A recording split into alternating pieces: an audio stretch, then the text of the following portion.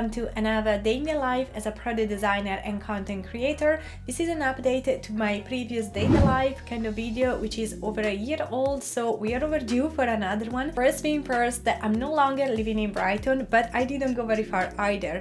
Last year we were looking for a big house with a garden and lots of space for having our friends around, so we ended up moving to a small town about 20 minutes from Brighton. Not to mention, I also changed jobs.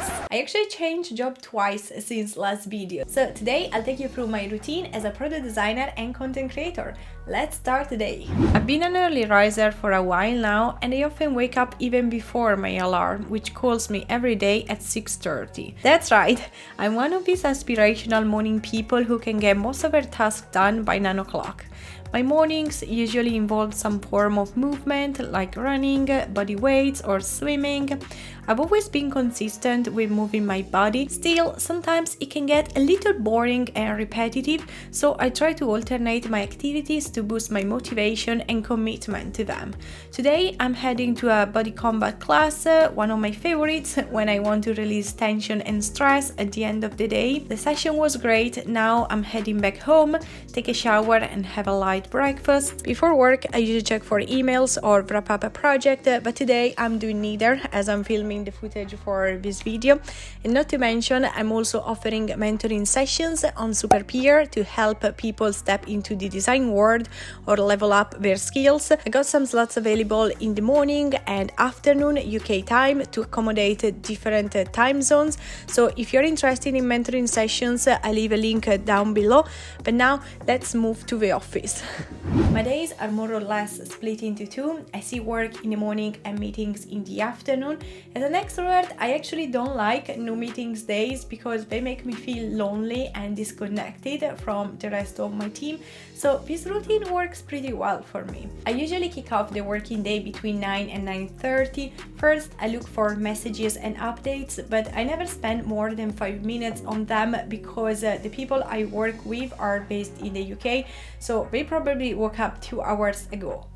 So I got plenty of time to dedicate to my work. Next, I check my calendar. I don't have any meetings this morning, so I can go through my daily tasks without distractions. Speaking about that, I keep track of my daily tasks on my notepad, and if you remember from my previous day in a life video, you probably know I'm obsessed with taking notes by hand. Now, as much as I love to dig into my projects and share my process with you, I'm just going to give you an overview of what I'm up to today. This morning, I'm actually working through some flow iterations in Figma, which I will then discuss with my PM and the other designers in my team.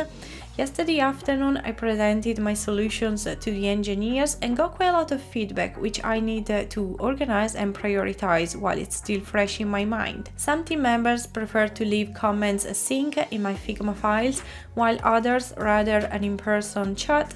I don't mind either as long as all the feedback is documented in Figma or in my notepad. I'm gonna be honest, I'm not good at remembering things, hence if I don't write them down, I'm almost certain I'll forget them immediately.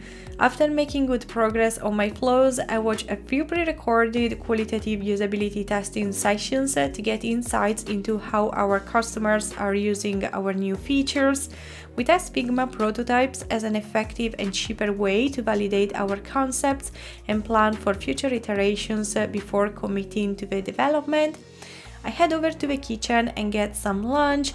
I almost forgot to film this part because I was super hungry. Then I go for a little stroll around the block to give my eyes a little break from the screen. This week it's actually pretty quiet for me because this is the time when my designs are signed off and engineers are implementing the designs. Still, this is still an important part of the design process, ensuring engineers are crystal clear on what needs to be done. This is not the most glamorous part of the design process, but it's so important for the success of a project, and if you haven't done it yet, I recommend you include it in all your case studies, right? And it's so cool because the handover process has so many routes to go down.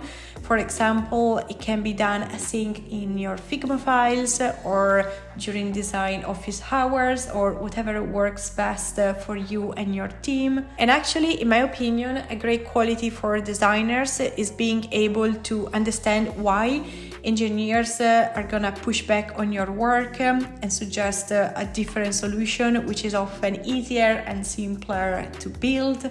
And if you think that what they're suggesting is still user-friendly, maybe you can accept their suggestion, and decide to improve it later on. Let me know if you wanna dig into this topic in another video, because now I need to go back to work and I need another coffee.